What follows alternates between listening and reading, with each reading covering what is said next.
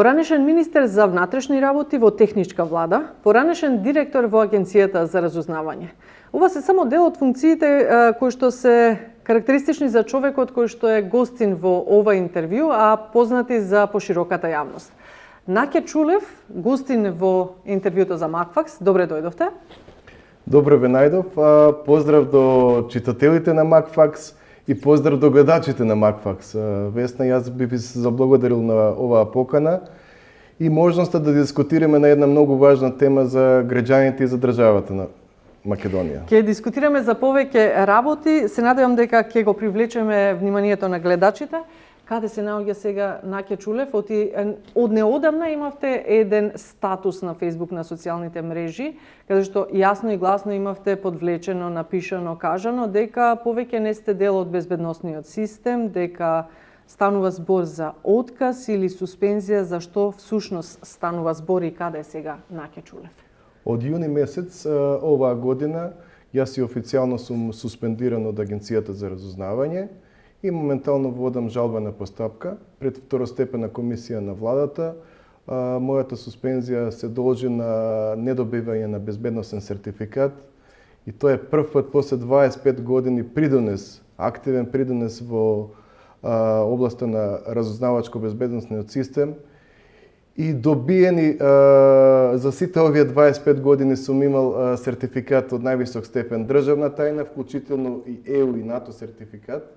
Значи доживав после 25 години активно работно искуство во разузнавачко-безбедносниот систем да не добијам безбедносен сертификат. Што се случи? Кој значи, во образложението на решението воопшто нема наведено во диспозитивот нема наведено која е причината. Само дека се одбивам за безбедносен сертификат, инаку прашањето зошто сум одбиен би требало да биде поставено до човекот кој што моментално се соочува со скандал од меѓународни размери, а тоа е директорот на Агенцијата за национална безбедност Виктор Димовски. Во статусот пак ќе го спомнам, имавте наведено дека вие продолжувате понатаму и не дозволувате да бидете уценуван, да потпаднете под политички прогон, под политички притисоци. За каков политички прогон? Притисоци од кого? Јавна тајна е дека оноа што значеше реформи, односно успешно јавуваните реформи од страна на актуелниот државен врв на чело со Оливер Спасовски се причина за срам од меѓународни размери и секојдневни скандали за Македонија и за граѓаните на Македонија. Значи од реформи на безбедносниот систем нема Б. Да, ама Спасовски беше гостин овде, кажа дека безбедносни реформите се главна нитка која што го води МВР и безбедносниот систем. Точно, меѓутоа вие гледате дека на секојдневна основа има скандали, тоа не скандали од локализирани туку од глобални размери. Тоа е двојник со пасошите. Едноставно Македонија стана логистичка база за логистичка поддршка во документи, во државјанства, банкарски сметки, патнички моторни возила луксузни од цела Западна Европа завршуваат тука, украдени или на друг начин нелегално стекнати. И сето тоа е во смисла на давање на логистичка поддршка на лидерите на најозогласените криминални структури во светот. Така да се навратам во случајот со безбедносните сертификати, Агенцијата за национална безбедност во моментот има монопол врз издавањето на безбедносни сертификати. И при тоа во издавањето на безбедносни сертификати, за жал, се раководи од лични, бизнис, политички или други интереси. Така да системот за издавање, односно неиздавање на безбедносни сертификати на лица вработени во правосудниот систем или во безбедносните структури се злоупотребува со цел професионална елиминација на професионален кадар или заради идеолошка ориентираност. Да. Значи, настрана не сум само јас. Бројни професионалци, оперативци, аналитичари, техничари и исто така се останати без безбедносни сертификати, само со цел да се елиминираат како професионалци, заради тоа што представуваат професионална конкуренција или заради идеолошка неистомисленост. Врв на цел овој процес со издавањето, односно неиздавањето на безбедносни сертификати е дека суди, адвокати повеќе од 2 години немаат добиено безбедносни сертификати и на тој начин АНБ директно влијае врз остварувањето на правата на граѓаните, вклучително и правата на вработените во органите на државната управа. Именно заради немање на безбедносен сертификат не може да остварат правна заштита, бидејќи судиите немаат безбедносни сертификати, а пак адвокатите не може да бидат бранители, вклучително и судските вештаци не може да извршат соодветно вештачење. Значи недозволиво е 2 години да чекаат повеќе од 2 години чинители во правосудниот систем заради кочница од Агенцијата за национална безбедност. Ако е тоа безбедносна реформа, значи тоа директно удира врз остварувањето на правата на граѓаните. Спомнавте тука лични интереси, партиски интереси, идеологија и така натаму. Значи ли тоа дека постојат луѓе во безбедносниот сектор кои што добиле безбедносни сертификати, а не ги заслужуваат? Дефинитивно. Значи, кога се правеа реформите на безбедносниот систем, значи одвојувањето на Агенцијата за национална безбедност, односно УБК од Министерството за внатрешни работи, беше направена комисија за селекција на кадри.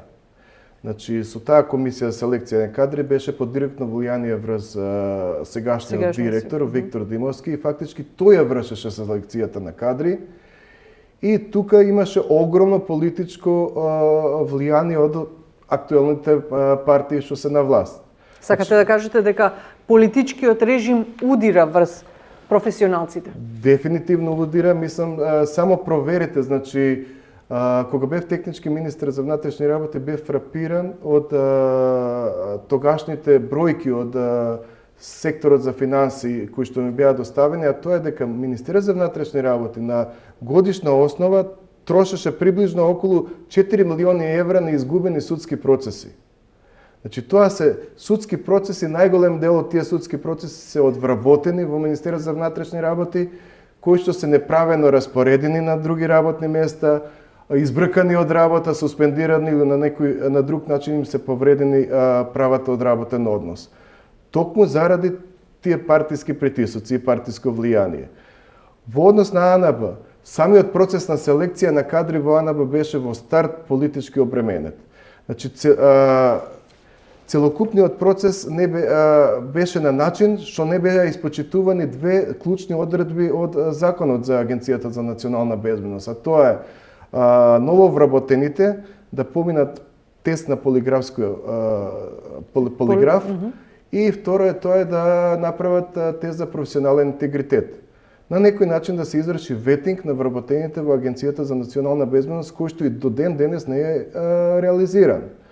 Значи, до ден денес ние имаме луѓе во Агенцијата за национална безбедност на раководни места, за кои што немаме чисти досија и вклучително немаме ветинг направено, а истите учествуваат во носење на клучни одлуки за пратеници, за вработени во безбедносниот сектор, за високи државни функционери во процесот на издавање на безбедносни сертификати, а и самите тие не ги поминале оноа што значи клучните законски одредби. Доколку во моментот има бројни судски постапки од лица кои што не се останаа надвор од Агенцијата за национална безбедност и моментално го тужат Виктор Димовски, односно Агенцијата за национална безбедност и тогашното Министерство за внатрешни работи дека не се испочитувани законските одредби и дека бараат поништување на цела постапка. Ово веќе ми го провлекува следното прашање, всушност добив и делумен одговор во каква состојба ни е нас тогаш безбедносниот систем. Може ли да стане збор воопшто за ефикасен безбедносен систем? Весна, ако се гледа безбедносниот систем во една поширока смисла, значи тој подразбери економска безбедност, значи нарушување на економската безбедност вклучува и нарушување на безбедноста на државата. Знаеме каква ни е економската безбедност, односно какви се параметрите. Македонија има една од највисоките инфлации, низок економски раст, нема странски инвестиции, пат на куповната моќ на граѓаните и така натаму. Се тоа индикатори кои што кажуваат дека економската безбедност не е сериозно разнишена. Друг индикатор во поширока смисла за безбедносниот систем тоа е енергетската безбедност. Енергетската безбедност ни е исто така на многу ниско ниво. Значи, нон-стоп се соочуваме со дефекти во тецни готина, во рек Битола, Осломеј. Значи, државата троши на дневно ниво помеѓу милион и 500.000 евра за набавка на електрична енергија, што значи дека и овој параметар не оди во смисла на постојан ефикасен безбедносен систем. Доколку земеме во најново време еден од столбовите и кибернетичката безбедност. Така, сайбер нападите и така. Сайбер security, тоа е сега се поактуелно, се потребно. Значи, се соочуваме со секојдневни закани врз училиштата од терористички напади, кои што не може да бидат откриени веќе и после неколку месеци.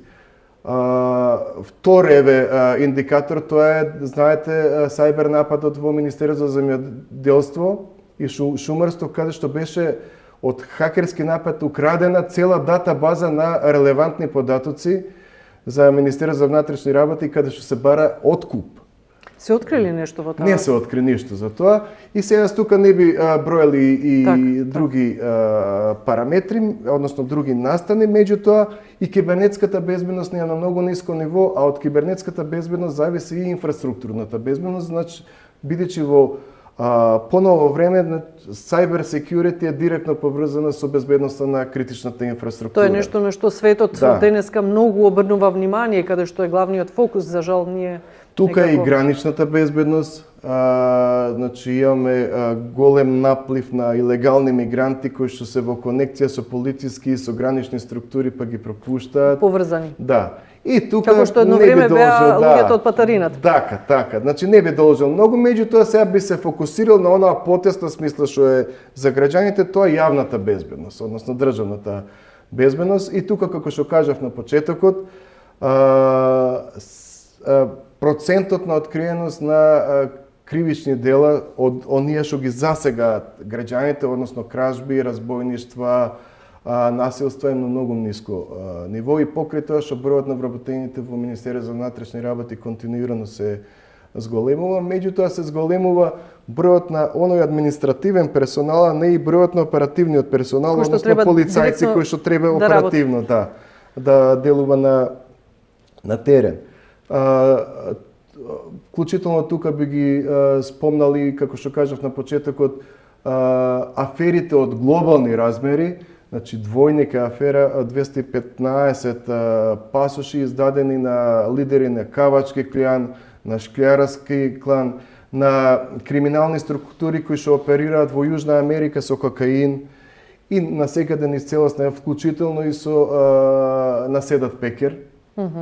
Мислам, тука се работи за скандал од меѓународни размери. Добро, кому ќе му ја препишеме и воопшто може ли да се препише одговорност некому за ваквите? Токму еве да речеме за оваа афера, затоа што е од глобални размери. Па еве како што видовте, нашето Оти топката се префала од еден во друг двор. Министерството за внатрешни работи во комуникација со јавното обвинителство, значи вината ја префрлија на најниско рангирани административни службеници во Министерството за внатрешни работи, оние кои што директно ги издавале пасошите, и они се соочија со некоја смешна казна од година и пол дена затвор. Која е главата на оваа афера? И самата судијка во предметот Олја Ристова кажа дека е изненадена заради неинволвираност во истрагата која што ја водат Министерството за внатрешни работи и основното јавно обвинителство за гонење на организиран криминал и корупција. Во конкретниот случај требаше тоа, меѓутоа Ојо за Скопје го водеше. Заради тоа што и други лица не били инволвирани, меѓутоа знаете, она е судија, судот суди тоа што му го сервира обвинителството и Министерството за внатрешни работи. За жал, не видовме кои се организаторите и кои се нарачателите. Затоа велам, кој е главата, не се виде, не се слуша.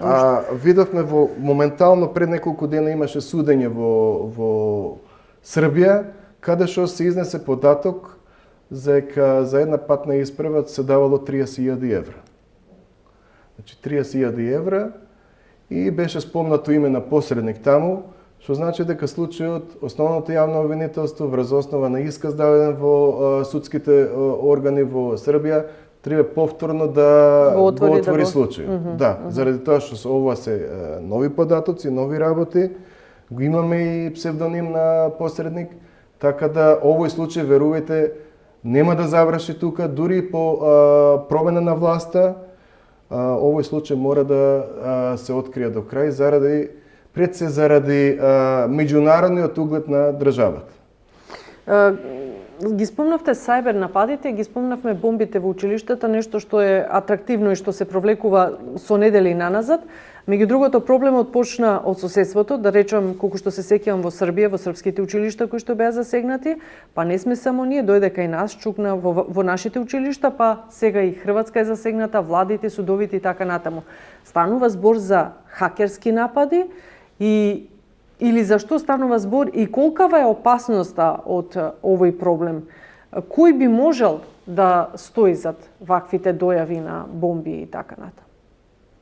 Да, овој проблем се провлекува веќе неколку месеци, па и подолг период во регионот на Западен Балкан. Добро спомнавте, Весна. Дали тоа е вмрежено, дали има стратегија? Да. Сигурно не очекувам да ми ги кажете деталите, доколку и би ги имале, меѓутоа од безбедносен аспект, меѓутоа што навестува? Јас би кажал дека Министерството за внатрешни работи во соработка со основното јавно обвинителство мора да биде поажурно, мора да изнеде нови методи. Не сум запознаен до каде истрагата, меѓутоа самиот факт што еве истрагата трае веќе неколку месеци негативно влијае врз општеството. Имено, колку повеќе се чека и не се открие оние првичните извршители, така заради вниманието кое што го пролекува целиот настан во јавноста, сега ќе се јавуваат нови извршители кои што сакаат да привлечат внимание, како ова детето што беше за терористичните напади, заканите во Да, станува збор за малолетници, можеби му се атрактивни. Ќе може да се појават веќе и други психичко лабилни личности, кои што бараат внимание од јавноста, така да мора во најкраток рок да се откријат оние главните. И тука не знам сега, јас поинаку би постапил во целиот случај, не знам кои методи и средства, меѓутоа оно што е видливо, јас би поставил обезбедување на главните влезови во училиштата 24 часовно. Тоа не е многу полиција, со оглед дека се работи за ограничен број на училишта, за да не се врши психолошки притисок. Токму е тоа она што сака да го постигне извршителот. Значи да постигне несигурност кај граѓаните, страв, психоза. Доколку има на влезовите во училиштата 24 часовно обезбедување од полицијата, тогаш нема потреба на секој мејл да се реагира кога веќе се знае дека училиштето е физички обезбедено. Так. И паралелно со тоа да се преземаат оперативно-технички мерки и активности со цел откривање на извршителите. Случајот Онишченко незаобиколен. Еве вчера владата мислам дека му го поништи државјанството. Како и кој дозволи да не се случи Онишченко, според вас? Значи, владата го поништи државјанството, меѓутоа решението треба да го донесе Министерството за внатрешни работи. Јас очекувам министерот Оливер и официјално да ни информира, да не биде како овие 215 патни исправи, па и повеќе, јас би кажал, пошто по некои мои сознанија не се само 215, се многу повеќе. Да ни каже и да ни го официјално да ни информира за бројот на актот со кој се укинува решението за прием во државјанство. Исто очекувам и за сите овие пасоши да ни каже дали се во меѓународен правен сообраќај или не се. Оти се откри случајот двојник. Меѓутоа, еве, јас живо ме интересира и јавноста, колку од овие 215 пасоши дали уште се во правниот сообраќај? Во оптек. Да, дали се минуваат граници во Јужна Америка, дали со тие пасоши, пошто пасошот не е само за минување и за слободно движење. Тоа е личен документ со кој што може да се отворат и банкарски сметки. Сакате да кажете дека се Значи- уште има простор за проневера? Па се уште има. Се уште има. Оти знаете како граѓаните пасошот го асоцираат со слободно движење.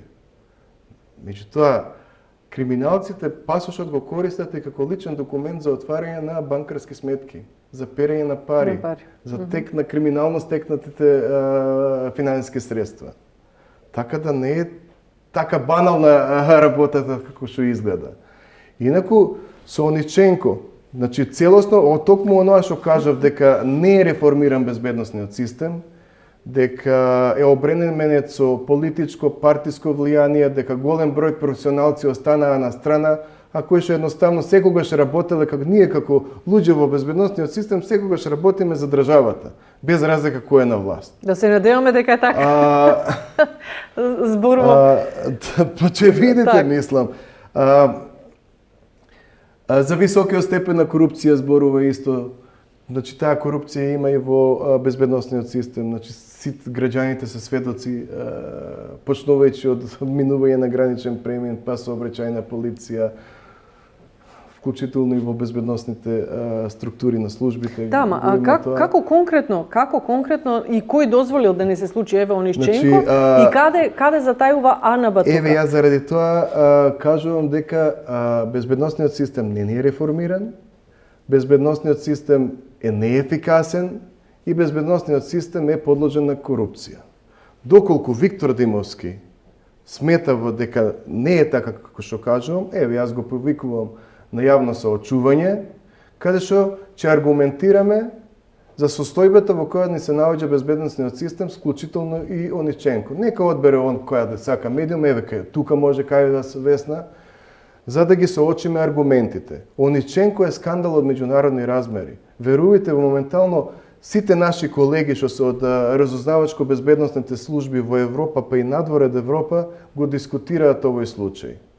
Значи, за овој случај се дигна алерт кај нашиот стратешки партнер. Сега нели се поставува прашањето? Значи, која е нашата меѓународна или репутација? се работи за тотална неефикасност и дилетантизам, или се работи за злонамерен пропуск. Меѓутоа, и во едниот и во другиот случај, одговорност мора да има, вклучително и казнивост. Значи, одговорноста нема Кој треба да ја проблема, понесе тука одговорноста? кај директорот според вас на во Агенцијата случајот? за национална безбедност. Добро, ама Највисоката одговорност. директорот сега да не заборавиме, еве е предложен и се уште тоа е актуелно дека ќе оди за амбасадор во Франција. Која меѓународна репутација оставаме ние во светот ако за една ваква афера која што му се лепи на Димовски, тој се уште е актуелен? Значи, знаат и граѓаните, одговорноста во АНБ, во институцијата АНБ, беше лоцирана и од страна на председателот и од страна на министерот за надворешни работи. Да, И од кажа дека страна, ова е тежок значи, удар. тоа се двајца најрелевантни луѓе во надворешната политика на нашата држава, кои што одлучуваат дали Виктор Димовски треба да оди амбасадор. Јас кажувам дека Виктор Димовски поднаитно треба да биде разрешен од таа функција, заради тоа што во моментот тој има директно влијание врз истрагата која што се врши таму. И ако се врши. Значи, каква истрага која тој е веќе се уште директор на Агенција за Кој национална врши контролата безбедност? во АНБ сега? Контролата во Агенцијата за национална безбедност е регулирана на начин да ја врши сектор за внатрешна контрола. За жал, секторот за внатрешна контрола нема раководител веќе 15 месеци. Значи нема човек на Нема таа човек. позиција. Во случајот Александар Ониченко, значи раководителот на внатрешна контрола е тој кој што го утврдува законитоста на постапувањето, придржување кон правила и прописи, односно професионалните стандарди. И тој требаше да изготви вонреден извештај до Собраниската комисија за контрола и надзор, каде што ќе беше нотиран цел случај со Александар Ониченко, вклучително и пропустите. Меѓутоа, такво нешто не се случи, заради тоа што нема раководител на внатрешна контрола, и самиот директор на АНБ беше пред Собраниската комисија, знаете како, не заврши таа сесија на Собраниската комисија. Јас би кажал дека директорот на Агенцијата за национална безбедност треба да одговара за несовесно работење и во случајот на неназначување на раководител на секторот за внатрешна контрола. Каде се кадрите на опозицијата? Еве конкретно во овој случај, сигурно не е да се лажеме дека не се поставени во сите сектори, во сите делови, да речеме, не само во безбедносниот систем, туку ги има нели во сите сфери од општеството. Не е дека не знаеле за ова? Весна, само да довршам, значи внатрешна контрола требаше да достави извештај за законитоста на работењето на Агенцијата за национална безбедност за 2021 и 2022 година. Значи не е доставено. Во однос на кадрите на опозицијата, во Агенцијата за национална безбедност и нема кадри на опозиција. Знаете зошто? Заради тоа што кога УБК беше укинато со закон, се случи ситуација да се формира нов правен субјект. Тој правен субјект беше Агенцијата за национална безбедност и фактички тогаш од почеток беше формирана комисија за селекција на чело со Виктор Димовски и од почеток беа селектирани луѓето кои што. Значи најголем дел од тие луѓе беа стари вработени во АНБ или пак луѓе по калап како сакал Виктор Димовски, односно Социјалдемократскиот сојуз и ДУИ. Сите кадри на опозицијата тогаш, ако може така сакате да кажете, односно дека опозиционерски настроени кадри, беа останати надвор од АНБ, односно беа распределени во Министерството за внатрешни работи. И сега таму не Значи моментално АНБ е експозитура на Социјалдемократскиот сојуз и ДУИ. Нема кадри на опозицијата. Бидејќи беше формиран нов правен субјект и во тој нов правен субјект воопшто не беа примени кадри што беа опозиционерски настроени. Ова е интересна информација што ја дадовте.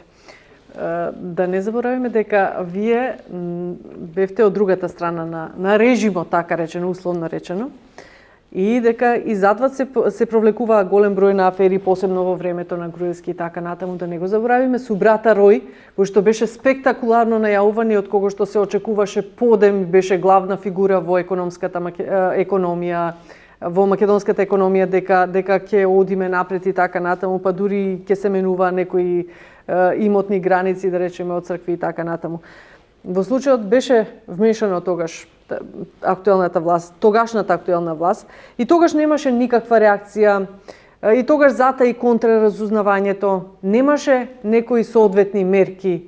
Како се заврши сето тоа?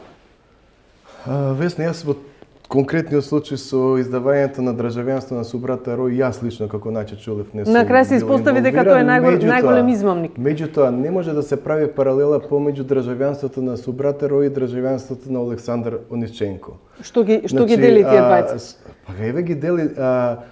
Субрата Рој не беше на црна листа, односно на листа под суспензии на Department of Treasury на Министерството за финансии на Соединетите случувањата знаат каде заврши субрата Рој сега. Точно, меѓутоа тоа беше после. И каков човек требаше да ни влезе во државата? Всушност ни влезе.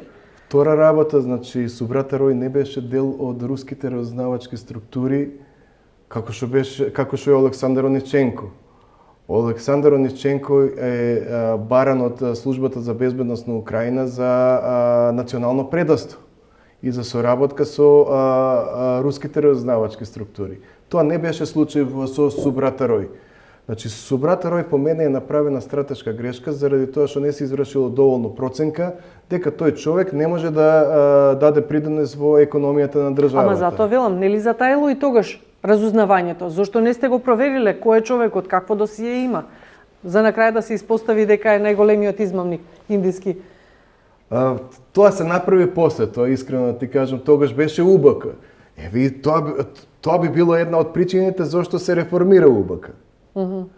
Или недостаток на ефикасност, да кажеме.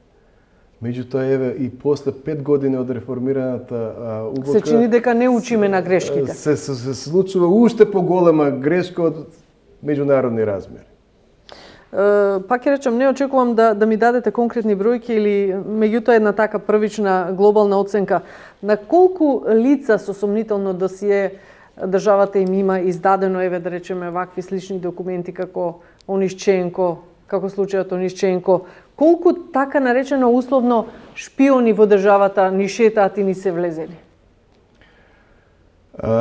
Тоа треба да биде предмет на ревизија и внатрешна истрага во Агенцијата за национална безбедност, бидејќи Агенцијата за национална безбедност, кажав предходно, го има монополот за издавање, за вршење на безбедносни проверки.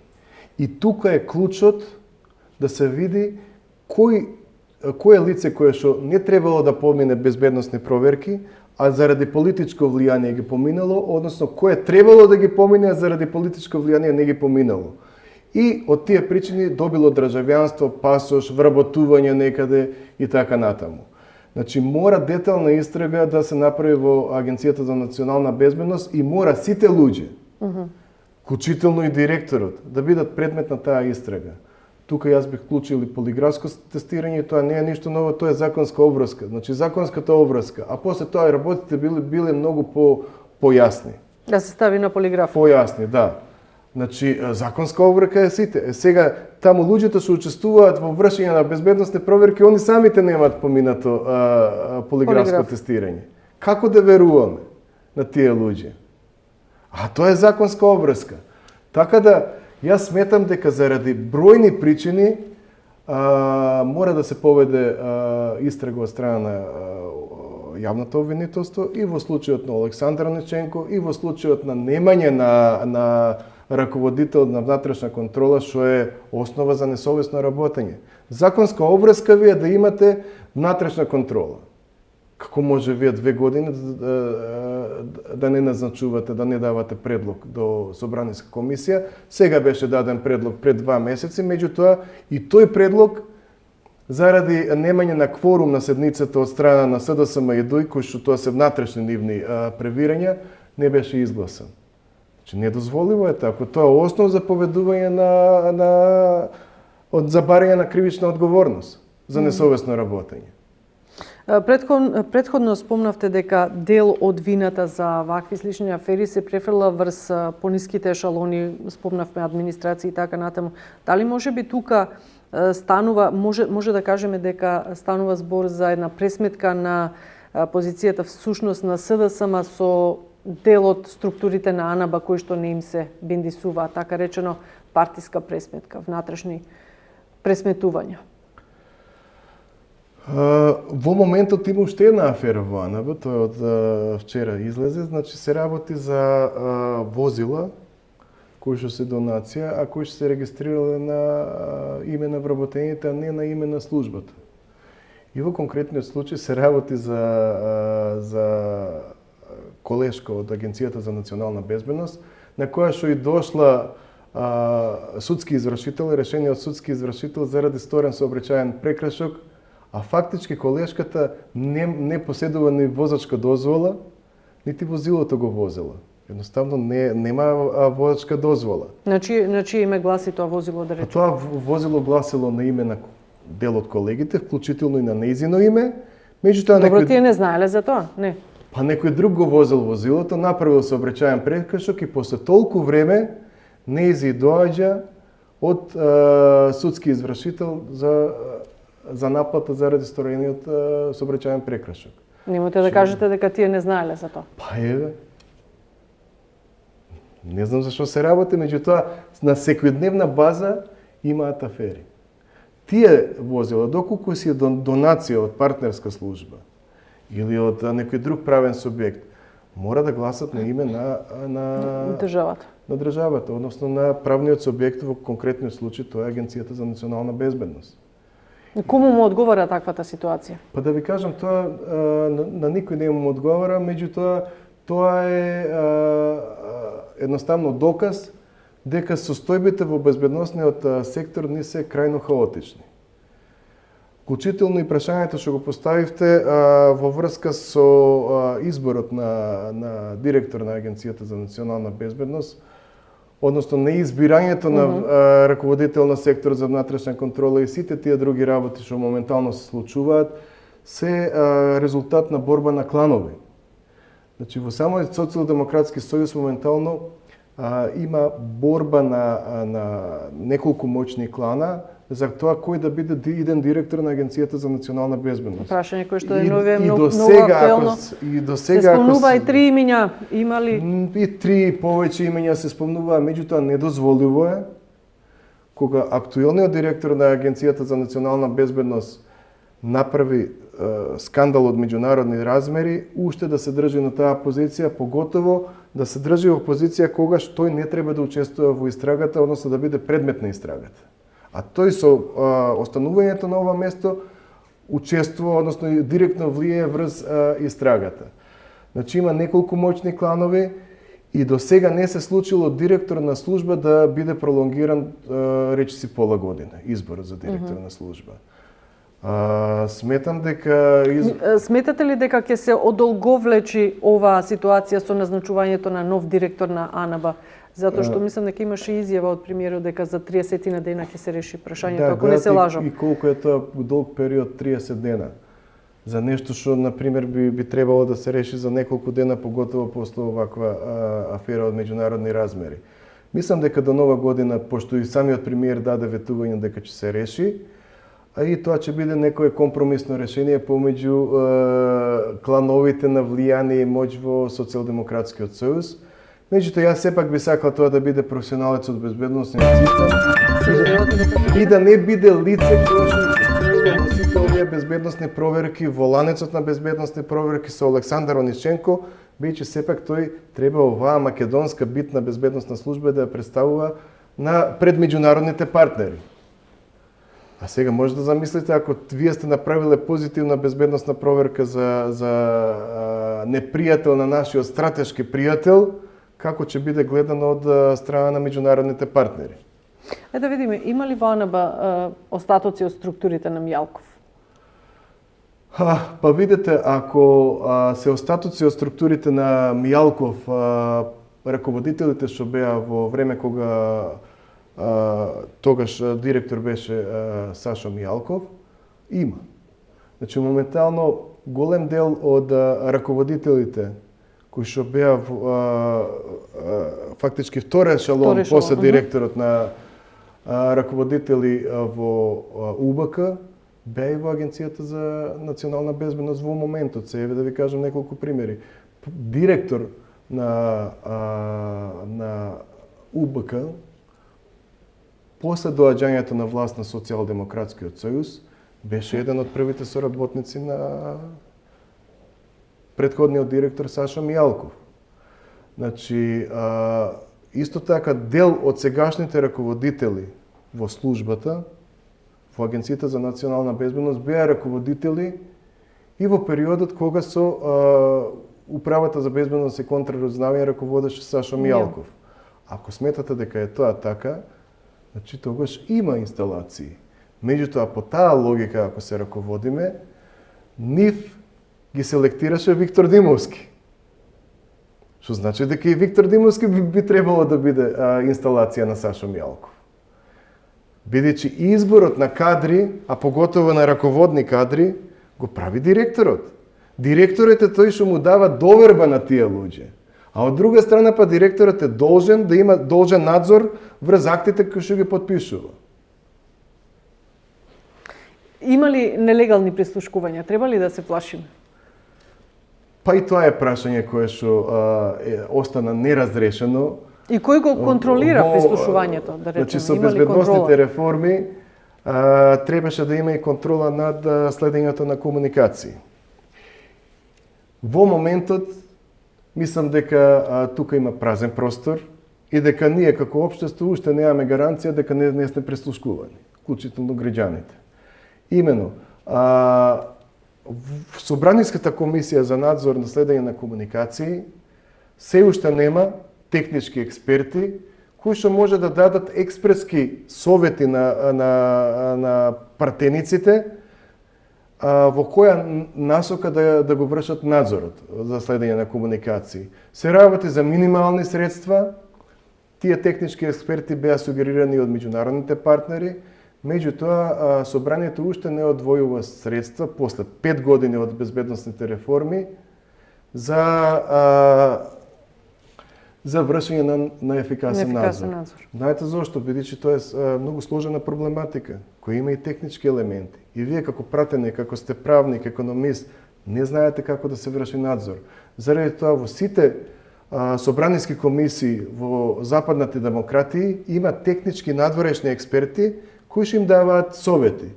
Кај нас собранието уште не одвојува средства за да може да се ангажираат овие технички експерти. Секаден празнини. Да. Секаден дупки. Совет беше предвиден со законот Совет за граѓански надзор, кој што треба да врши контрола врз прислушкувањето. Овој Совет за граѓански надзор во моментот не функционира. Почна да функционира и во него беа еминентни правни експерти, навистина еминентни, како професорот Гордан Калајджиев, Маргарита Цаци Николовска, значи многу добар профил на луѓе. Меѓутоа, они немаа финансиски средства, не им се дозволуваше пристап до институциите и неколку пати реагираа до владата, имаа средба и со председателот, меѓутоа, отколку не беа слушнати нивните аргументи и не им беше излезено во пресред, сите си дадоа колективна оставка, така да во моментот Советот за граѓански надзор не функционира. А токму тоа се институциите односно органите кои што треба да вршат контрола дали има прислушкување или нема, дали е тоа прислушкување законски или не е законски. Така да јас сметам дека ние како граѓани се уште немаме гаранција дека не сме прислушкувани.